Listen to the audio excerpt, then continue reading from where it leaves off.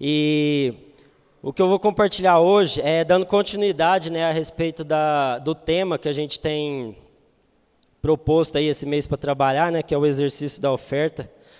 E, coincidentemente, bateu com aquilo que o Senhor já estava falando comigo já a esse mês, o mês passado. Eu tive lá no pequeno grupo do Enoque, da Michelle, da Érica lá na quarta, e eu até comecei a compartilhar um pouco disso, mas aí como surgiu essa oportunidade de a gente poder estar compartilhando e falando a respeito do exercício da oferta, isso encaixou muito bem naquilo que Deus já estava falando comigo.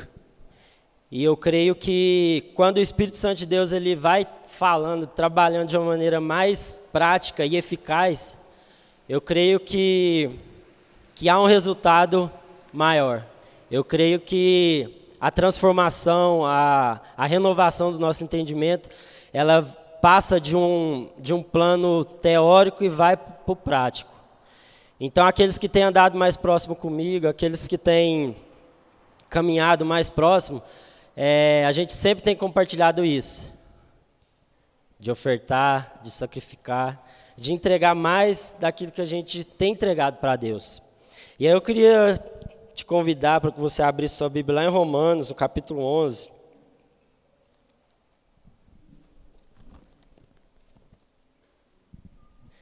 Versículo 33.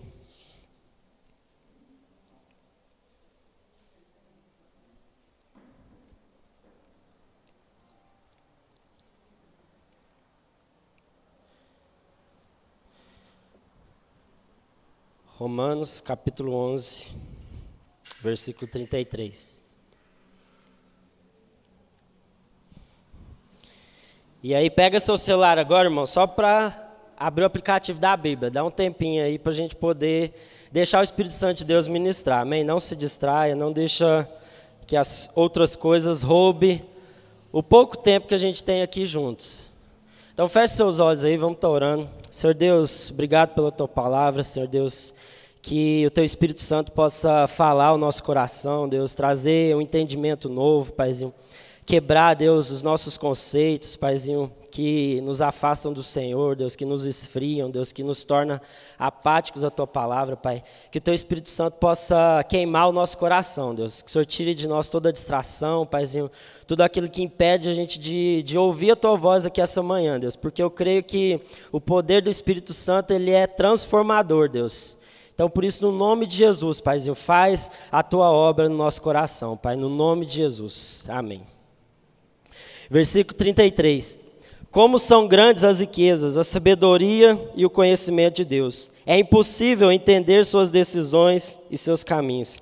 Pois quem conhece os pensamentos do Senhor, quem sabe o suficiente para aconselhá-lo? Quem lhe deu primeiro alguma coisa para que ele precise depois retribuir? Pois todas as coisas vêm dele, existem por meio dele e para ele e são para ele. A ele seja toda a glória para sempre. Amém. Então, vou parar aqui por enquanto, a gente vai continuar depois. Mas nesse primeiro momento aqui que Paulo ele está falando, ele nos remete a um entendimento daquilo que é a vontade de Deus, aquilo que são os pensamentos de Deus, aquilo que são as suas decisões, os seus caminhos. Então ele fala, olha, como são grandes as riquezas de Deus, a sua sabedoria e o seu conhecimento. É impossível conhecermos as suas decisões e os seus caminhos. Então Paulo ele dá uma noção daquilo que são os planos e os propósitos de Deus. Ele fala, olha, são grandes demais. Os planos de Deus, o pensamento de Deus, a mente de Deus, o coração de Deus, ele é infinito. A nossa mente, a nossa capacidade humana de tentar conhecê-lo é insuficiente. A nossa mente, o nosso coração é muito pequeno para aquilo que Deus tem reservado desde a sua eternidade. Porque Ele é desde antes da fundação do mundo. E nós viemos bem depois. E os seus planos, os seus propósitos já estavam pré-estabelecidos desde a eternidade. Então ele fala, olha, quem pode conhecer os pensamentos do Senhor? Quem sabe o suficiente para lhe dar conselho? Quem lhe deu primeiro alguma coisa para que depois precise retribuir? Porque todas as coisas vêm dele, existem por meio dele e são para ele. Então, o conhecimento de Deus, ele é grande demais.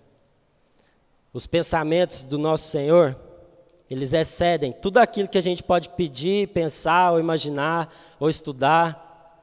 Nem, como o Fernando falou, se a gente vivesse 365 anos, a gente ainda assim não iria conseguir entender todos os planos e os propósitos do nosso Pai. Porque eles já estão escritos desde a sua eternidade. Mas aí, o que acontece? Paulo ele continua, agora no capítulo 12.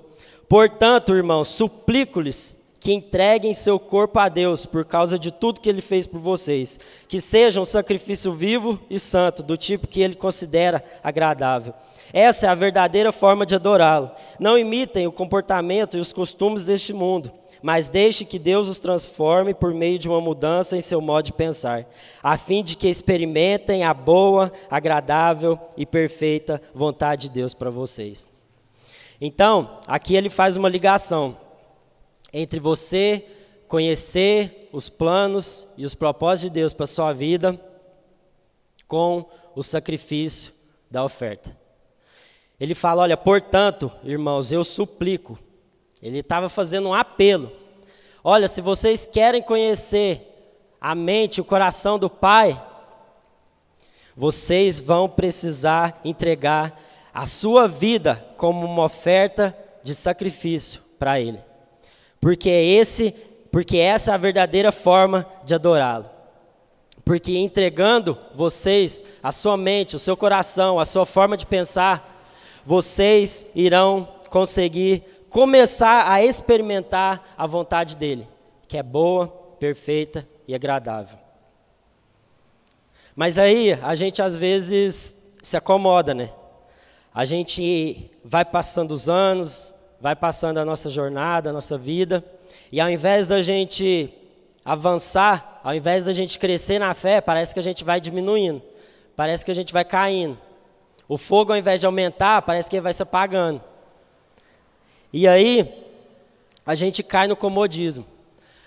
A gente acha que a gente já sabe de tudo, a gente já acha que a gente já aprendeu de tudo, a gente já não escuta mais algumas pessoas quando elas pregam, porque a gente acha que ela não sabe o suficientemente aquilo que eu já sei, aquilo que eu já aprendi. E aí a gente vai tomando nosso coração de orgulho, de soberba, e desprezando aquilo que Deus tem entregado a homens e mulheres que têm feito isso aqui que Paulo falou, que tem se oferecido como sacrifício, que tem entregado a sua vida por completo para poder conhecer, para poder ter um acesso ao coração do Pai. E aí, a gente vai se esfriando, a gente vai caindo no comodismo e numa mesmice, que vai tomando o nosso coração de uma apatia, de uma frieza, que muitas vezes a gente terceiriza a culpa. A gente começa a falar que a culpa é de alguma pessoa, é de algum lugar, é de alguém, é do país. E a gente se esquece que a gente precisa se oferecer, se sacrificar a nossa vida. O sacrifício de Cristo na cruz foi suficiente para perdoar os nossos pecados. A gente não precisa fazer mais nada para obter a salvação, porque ela é de graça. Ele nos deu. Sacrificar animais, derramar sangue, isso não é necessário mais, porque o sacrifício maior o Pai já deu, que foi o Filho. Ele já morreu na cruz para perdoar os nossos pecados. Mas aí sabe o que acontece? Ao invés desse pensamento nos libertar, às vezes ele nos aprisiona. Porque aí a gente acha, não, agora é na graça, agora eu não preciso fazer mais nada. Posso viver minha vida de boa, sem ninguém me cobrar nada, sem ninguém falar que eu preciso ler a Bíblia, que eu preciso orar, que eu preciso estar em comunhão. Agora está de boa, porque o sacrifício de Cristo já foi feito. E aí a gente cai nessa mesmice, nesse conformismo. E aí a gente deixa de entregar o nosso coração, a nossa vida, a nossa mente como oferta de sacrifício agradável a Ele. porque essa é a verdadeira forma de adorá-lo. E aí eu queria pegar 2 exemplos, um no Antigo Testamento e um no Novo Testamento, para exemplificar que agora, irmãos, no tempo da graça, apesar de não precisarmos mais de oferecermos sacrifícios e ofertas pelos nossos pecados, nós ainda assim precisamos continuar ofertando a nossa vida como sacrifício ao nosso Deus, para que nós possamos entender quais são os planos e os propósitos dele para a nossa vida. Você quer conhecer a Deus? Você quer conhecer o coração do Pai? Sacrifica, oferta. E aí, o primeiro cara que eu separei aqui para a gente poder entender um pouco foi Davi. E eu queria que você abrisse a Bíblia lá em 2 Samuel, no capítulo 24.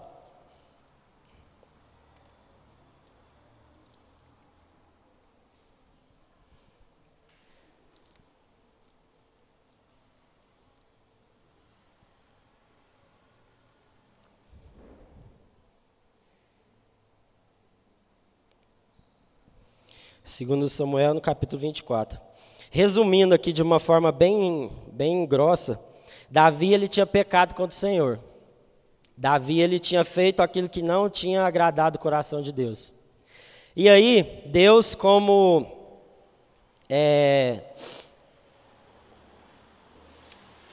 fugiu a palavra aqui.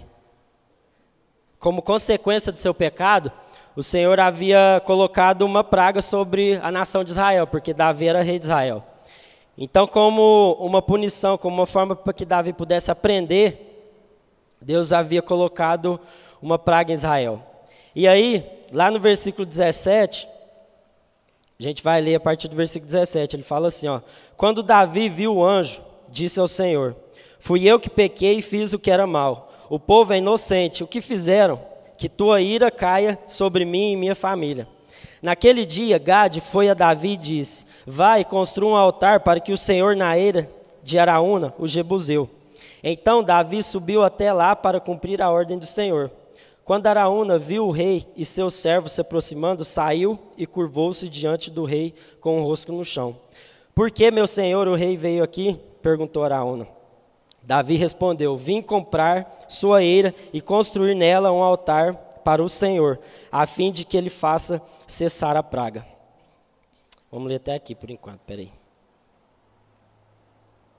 Então Davi ele tinha recebido uma ordem, ele falou: olha, para que cesse a praga que o Senhor tinha mandado, para que você ofereça o sacrifício de holocaustos a Deus como oferta do seu pecado que você tinha, porque você pecou contra o Senhor, fazendo aquilo que Ele não tinha pedido para você fazer. Ele falou para Davi: olha, vai e construa um altar, vai e sacrifica, faz e cumpre os rituais lá da lei, que era sacrificar o animal para que os seus pecados fossem perdoados. E aí ele entendeu isso e foi. Chegou lá no Araúna, falou tudo lá que precisava, falou: olha, eu vim comprar a sua eira, versículo 21, e construir nela um altar para o Senhor, a fim de que ele faça cessar a praga. Aí no versículo 22, Araúna respondeu a ele: pode ficar com a eira, meu senhor, ó rei, disse Araúna. Use-a como lhe parecer melhor. Aqui estão os bois para o holocausto, e o Senhor pode usar as tábuas de trilhar e as cangas dos bois como lenha para o fogo do altar. Eu lhe darei tudo, ó rei, e que o Senhor, seu Deus, aceite o seu sacrifício. Até aqui, por enquanto. Então Davi chega em Araúna para falar: olha, o que você precisa para oferecer o seu holocausto, o seu sacrifício a Deus, está tudo aqui, ó, eu tenho. Pega tudo que você precisa e só sacrifica. Só faz o que tem que ser feito. Aí no versículo 24, o rei Davi, porém, respondeu a Araúna: não, faço questão de pagar por tudo. Não apresentarei ao Senhor meu Deus holocaustos que nada me custaram. Então Davi pagou 50 peças de prata pela eira e pelos bois. Davi construiu ali um altar ao Senhor e ofereceu holocaustos e ofertas de paz. O Senhor respondeu a sua oração em favor da terra, e a praga parou, e a praga sobre Israel cessou. Então Davi tinha recebido de Araúna tudo que ele precisava, mas ele entendia que ele não poderia oferecer a Deus ofertas de sacrifícios que não lhe haviam custado nada. E aí ele vira para Araúna e fala: não, eu vou pagar por tudo isso aí. Você está me dando, você está me ofertando isso aí, mas eu vou pagar. Porque eu não vou oferecer a Deus ofertas que não me custaram. Então, meus irmãos, o que eu aprendi nessa história? Não ofereça a Deus coisas que não lhe custem. O Evangelho, a vida com Deus, ela custa, ela tem um preço. Se a gente quer conhecer o coração de Deus, nós vamos precisar pagar um preço de oferta, de sacrifício. Mas esse sacrifício, ele tem que custar, ele tem que doer.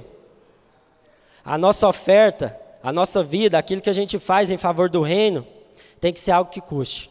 Porque senão não vai fazer diferença. Porque senão é muito fácil.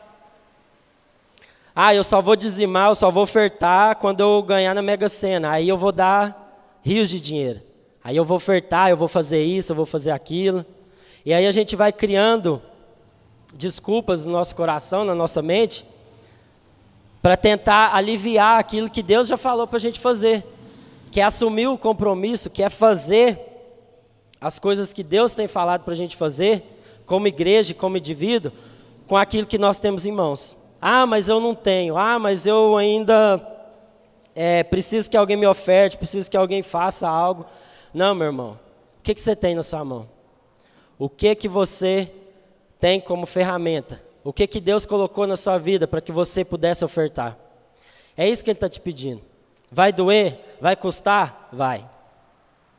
Mas se você quer conhecer o coração do Pai, a sua oferta de sacrifício, ela tem que custar. E aí o segundo exemplo que eu peguei aqui é Paulo. E aí eu queria que você abrisse lá em Filipenses, no capítulo 3.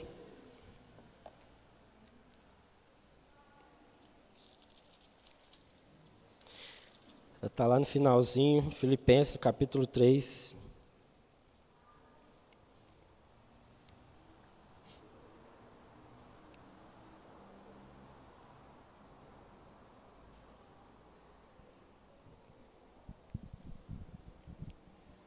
A partir do versículo 5. Fui circuncidado com 8 dias de vida. Sou israelita de nascimento, da tribo de Benjamim, um verdadeiro hebreu. Era membro dos fariseus, extremamente obediente à lei judaica. Era tão zeloso que perseguia a igreja. E quanto à justiça, cumpria a lei com todo rigor. Pensava que essas coisas eram valiosas, mas agora as considero insignificantes por causa de Cristo. Sim, todas as outras coisas são insignificantes comparada ao ganho inestimável de conhecer a Cristo Jesus, meu Senhor. Por causa dele, deixei de lado todas as coisas e as considero menos que lixo, a fim de poder ganhar a Cristo e nele ser encontrado. Não conto mais com minha própria justiça, que vem da obediência à lei, mas sim com a justiça que vem pela fé em Cristo, pois é com base na fé que Deus nos declara justos. Quero conhecer a Cristo e experimentar o grande poder que o ressuscitou. Quero sofrer com ele, participando de sua morte, para que de alguma forma alcançar a ressurreição dos mortos. Não estou dizendo que já obtive tudo isso, que já alcancei a perfeição, mas prossigo a fim de conquistar essa perfeição para a qual Cristo Jesus me conquistou. Não, irmãos, não alcancei, mas concentro todos os meus esforços nisso, esquecendo-me do passado e olhando para o que está adiante de mim. Prossigo para o final da corrida, a fim de receber o prêmio celestial, para o qual Deus nos chamou em Cristo Jesus. Então, meu irmão, Paulo, todo o seu conhecimento, toda a sua tradição, tudo aquilo que ele tinha herdado da lei, tudo aquilo que ele havia aprendido, ele considerou tudo como lixo. Algumas versões falam como esterco, né? Para poder conhecer a Cristo. Ele jogou tudo isso fora. Ele sacrificou todo o seu tradicionalismo. Ele sacrificou tudo aquilo que ele havia conhecido da lei. para que ele pudesse agora conhecer o coração e a mente de Cristo. Ele deixou de lado todas essas coisas para que ele pudesse ganhar a mente de Cristo e ser encontrado nele. Então, até Paulo, ele entendeu isso. Que o sacrifício e a oferta, ela continuava. Que o sacrifício e a oferta era contínua, se ele quisesse continuar a conhecer ao Pai. No versículo 12 isso fica bem claro. Não considero que já obtive tudo isso, que já alcancei a perfeição. Mas ele concentrou todas as suas forças naquilo que Deus tinha chamado ele para fazer. E quando a gente lê as cartas de Paulo, a gente vê o quanto ele se sacrificou, o quanto ele ofertou a sua vida em favor dos irmãos, em favor das igrejas que ele plantou, em favor do trabalho que Deus confiou à mão dele. E ele concentrou todos os seus esforços em continuar conhecendo o Pai. E à medida que ele ia sacrificando o seu tempo, a sua vida, o Senhor ia acrescentando mais conhecimento. O Senhor ia acrescentando mais revelação. E a gente vê que no Novo Testamento a maioria das cartas são de Paulo. Porque ele entendeu que para que ele pudesse conhecer os planos e os propósitos de Deus, tanto para a vida dele, quanto para a vida das igrejas que ele plantou, das pessoas que ele acompanhou, que ele mentoreou, ele precisava oferecer a sua vida como oferta de sacrifício agradável a ele, constantemente. Então, meus irmãos, se a gente quer conhecer mais de Deus, continua sacrificando, continua oferecendo a Deus ofertas de gratidão, ofertas que vão lhe custar algo. Porque se você continuar fazendo as mesmas coisas que você fazia, como fazia há 1 ano, 2 anos, 10, 20 anos atrás, você vai continuar obtendo os mesmos resultados. O seu nível de conhecimento, de revelação da palavra de Deus, vai continuar o mesmo. Por isso, gaste tempo buscando ao Senhor. Gaste tempo em oração, em jejum, em oferta, em leitura da palavra, em buscar conhecimento, em ler mais a palavra, em ler mais livros, para que esse conhecimento de Deus ele possa alcançar lugar no seu coração. E à medida que você for se alimentando disso, você vai repartindo. E à medida que você for repartindo com outros que ainda não sabem, Deus vai acrescentando mais. Não é para que você exploda, para que você encha de tanto conhecimento, mas é para que você reparta. Então movimente-se no rio do Espírito Santo de Deus. Porque quando a gente se movimenta, meu irmão, Deus nos usa. Então busque em Deus aquilo que Deus tem reservado para você. O seu dom, o seu talento, aquilo que o Senhor colocou na sua mão, confiou em você, é só você que vai fazer. Não esconda, não retenha, não enterre o dom, o talento que Deus colocou na sua vida, mas oferte, sacrifique, para que outras pessoas possam conhecer a Deus, para que outras pessoas possam conhecer aquilo que você tem conhecido, no seu trabalho, na faculdade, na escola, na família. Mas se a gente não continuar oferecendo ofertas que nos custem, nós não iremos conhecer o coração de Deus. Se a gente não tirar, se a gente não oferecer, se a gente não matar coisas que não agradam a Deus, para a gente poder fazer exercícios espirituais que vão agradar o coração de Deus, a gente vai continuar na mesma.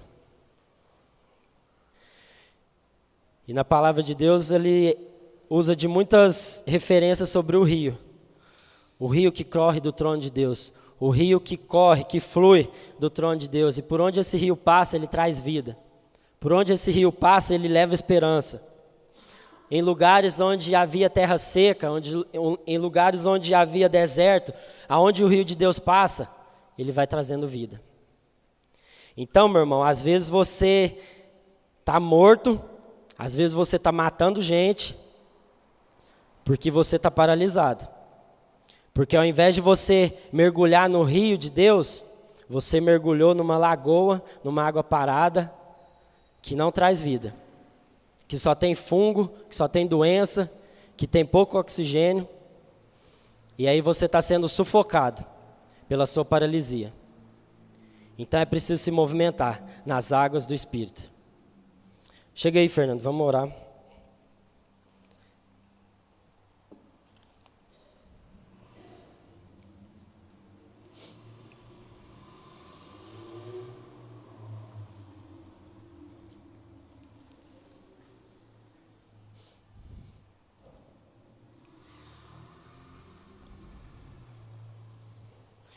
Que o Espírito Santo de Deus possa cravar aí no seu coração e na sua mente isso. Ofereça a Deus ofertas de sacrifícios que lhe custam. Porque se você quiser conhecer a mente e o coração de Deus, você vai ter que abrir mão de tudo aquilo que você já ouviu, que você já aprendeu, que os seus pais às vezes te ensinaram de forma equivocada, que às vezes outras denominações ensinaram de forma equivocada, que outra religião, etc.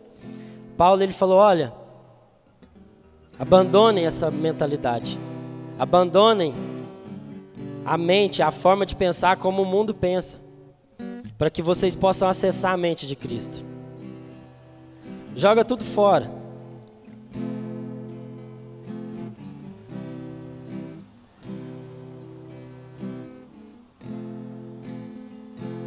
As coisas que Deus falar para você reter, retenha.